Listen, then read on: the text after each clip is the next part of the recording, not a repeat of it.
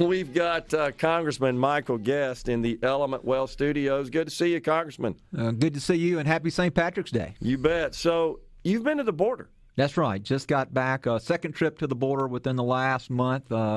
Several weeks ago, myself, along with the majority of the Republican members of Homeland Security, went to El Paso. Spent 3 days in El Paso, meeting with elected officials, meeting with our state and federal partners in El Paso, and then just this week, McAllen, so down in the RGV sector of the border, and we actually had a field hearing where we had the chief of the Border Patrol as our primary witness. Well, you can add something to your resume that the president and vice president can't, which is that you've actually been physically to the border. That's right, on multiple occasions. And so, just this Congress have been twice within just over 3 months now, and we're going to continue to have our focus on the border. You know, the hearing that we had, Gerard, this week is probably the most productive Homeland Security Committee hearing that I've been in since I've been in Congress. And it was refreshing to see the chief of the Border Patrol actually get up there and contradict Secretary Mayorkas. I think we all know that Secretary Mayorkas, when he gets up and testifies before Congress or when he conducts an interview telling the American people that the border is secure, we all just scratch our head and wonder what world is Secretary Mayorkas living in. But the chief of the Border Patrol, who answers to Secretary Mayorkas, said two things. One, he said we do not have operational control of the border. The second thing he said is that along the southwest border, 5 of the 9 sectors along the border, so more than half of the southwest border, is not secure. And the third thing that he also added, which was very telling, again, it's something that we all knew, is that much of what we're seeing on the border is caused by the policies of this administration. So to have someone who's employed by the administration, who is actually willing to call the administration out, actually able to call balls and strikes, tell us the truth, was so refreshing to be able to be there and to hear truthful answers to these hard questions. Do you believe that the reason the president and the vice president won't physically go to the border, Congressman, is because cameras would follow them, and it wouldn't be hard to pick up in the field of view there from the camera what's actually happening at the border, which is illegals are just pouring across it. You're exactly right, Gerard. The last thing they want to do is call any attention to what's happening on the border. I mean, the numbers continue to be staggering. You look at what's happened under this president. Last year there were over 2.3, almost 2.4 million encounters along the border. That's up from the year before under this president with 1.73, and we're on track again to break that record. And so you've got an increasing number of immigrants who are coming across the border. We're not talking about the drugs, the marijuana, which is legal in some places but still illegal nationally. But more importantly, the cocaine, methamphetamine, and fentanyl. Leading cause of death, Americans 18 to 45, is drug overdose. We know much of that is tied to overdoses resulting in fentanyl. And now we're starting to see violence, particularly on the Mexican side. We saw a couple weeks ago 4 U.S. citizens cross the border there at Brownsville. Those individuals were kidnapped. 2 were killed. A third individual was shot. And so we're starting to see drug cartels become emboldened by the record profits they've been able to make by shipping drugs and people across the border. And the border is becoming less and less secure. And again, the Border Patrol chief said that we do not have operational control of the southwest border. Do you believe, as Senator Graham does, which may be a little extreme on his part, that we should mobilize our military in any way? I do. And currently there are National Guard components there assisting on the border. When I was in El Paso, myself and Sheriff Ezel, we visited, I think it's the 112th Military Company out of Canton. They had been activated, and they're currently stationed in El Paso, providing a support capacity for Border Patrol. We see that the Texas Governor Abbott, also has National Guardsmen who are there on the border assisting Border Patrol in their mission, and they've been very effective. When we were in El Paso, we were at a certain segment, and they said this was one of the busiest segments of the border until the National Guard arrived. And then when the National Guard arrived, suddenly they moved to other parts there. But the National Guard is being effective. And so I do think that we need to do more integrating our military in a support capacity for the Border Patrol. And also I think we need to make sure that we're sharing intelligence as it relates to particular drug cartels, drug organizations. Yeah. I think that there are information that we have or should be able to obtain on where some of these key cartel leaders are in hopes that we can get the Mexican government to help us effectuate arrest, find areas to where drugs are being manufactured so that we can do something to take out those manufacturing sites. And so I do think that there is an important component that the military can play along with our federal law enforcement officers. All right, let's turn our attention to D.C. with respect to this Hunter Biden thing, because that's in your wheelhouse now, right, as you're serving as chairman of the Committee on Ethics. Lots of information that has surfaced in the last 48 hours.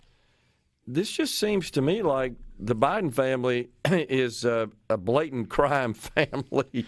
I don't know how else to say it. It looks, I mean, it wasn't even sophisticated. Yeah, and you're right. The more information that comes out, the worse it looks for Hunter Biden, and the worse it looks for the entire family. Now, this will be something that judiciary and oversight will be looking at. Okay. Ethics, we're limited to members of Congress. Okay. And it's active members of Congress. Okay. Recently some information came out about former members and why we're not continuing the investigation. Ethics jurisdiction ceases at the time and a member is no longer serving in Congress. But I will tell you that oversight, the judiciary, Jim Jordan, particularly in his committee, Comer from Kentucky, who chairs oversight, they're aggressively looking into what's going on. And, what we had been hearing so long in the media, on Fox News, but all the other media stories had buried, we're now seeing come to fruition. We're seeing that it was true. Those things that were being covered up by the media were actually were truthful statements, and I hope that we can get to the bottom of it. It's just hard to look at the events that transpired in the sequence of events and not think that there's just something going on here. Now, Hunter Biden can get paid for Hunter Biden services, but he can't get paid for peddling his dad's services when he was vice president. I mean, is that essentially correct? That's exactly right. And what Hunter Biden was doing, I believe, was selling influence to his father. Sure. And one of the things that I still think is crazy is the artwork that Hunter Biden is able to sell for hundreds of thousands of dollars, which clearly he has no artistic talent whatsoever. And again, that's just a way for the Biden family to justify large sums of income coming into the family. And Hunter Biden, the only thing that he has to offer is access to his father. Sure. And access to no the other administration. value. None whatsoever. Right. And now we're learning that Hallie Biden was compensated as well. That's right. And so we see that it is expanding out from there. And I think the more that we dig, the more that we're going to be able to uncover. And I hope the more shocked that the American people are going to be. And I hope they're shocked in a good way, in the fact that they're shocked and that they want to change and that they demand a change. Because I think this president has been a colossal failure. Yeah. I just wonder how this affects the 2024 cycle. Does this get to the point where maybe Joe Biden is not the candidate? Because at this point, it looks like nobody else is even going to throw their hat in the ring. Yeah. At this point, he has done a good job of clearing the field. It looks like he may have one or two fringe individuals who announced that they would run. But any true competitor looks like at this point that they're on the sidelines and they're going to defer to the president. But, as a Republican, I think that's good for us because we can focus on what this administration has done, whether it be the border, whether it be the economy, geopolitically, the things that we're seeing internationally that are going on. We can talk about the budget deficits. And we can really paint a contrast, I believe, from what has happened under 4 years under this president to what the Republican nominee will do. Yeah, I totally agree. You can hang around? Yes, today? sir. We got Congressman Michael Guest in the Element Wealth Studios. We're coming right back. Appreciate that, Rhino. We've got Congressman Michael Guest in the Element Wealth Studios. All right, so Congressman, we've got the border situation, and I, by the way, I appreciate as a constituent you going there and visiting it firsthand. I don't see how in the world the folks in Washington can think about making policy about something that really is physical in nature. It's physical in nature. We're talking about people, human beings, crossing a border that appears to be totally porous at this point, and they tell Americans, oh, no, everything. Mayorkas pretty much tells us, oh, no, it's under control. So I appreciate you going and witnessing it firsthand and reporting back to us. Why can't we get the president and the vice president to do that? You know, both the president and vice president have made a photo op stop very briefly, touchdown. I think when the president came to El Paso, you know, there were reports that they had cleaned up all the immigrants. They had moved all the immigrants. So when the president arrives, you know, everything looks like, you know, just a normal city anywhere else. But clearly that's not the case. I mean, unbelievable. The figures themselves bear it out. 24 months straight of more than 150,000 border crossers. You know, I tell you one thing that just will, you know, for your listening audience. So when we were in El Paso, we visited one of the border processing facilities. Because of the huge surge of immigrants, a lot of the money that has been invested into Customs Border Patrol the last 2 years under this administration has been in the processing side to get immigrants across the border, get them processed and released into the interior. And so we were at a soft-sided facility, basically a big giant tent, heated and cooled. And talking with the Border Patrol officials, we started talking about the cost associated. What's the cost annually of this facility? That facility alone in one sector was $200 million a year. I was told that there was a processing facility in every one of the 9 districts along the border.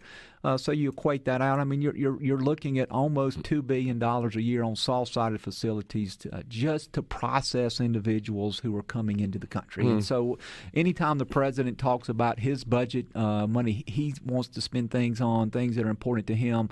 It's not about securing the border. It's about speeding up the process so we can allow more immigrants to come across the border and to be released into the interior.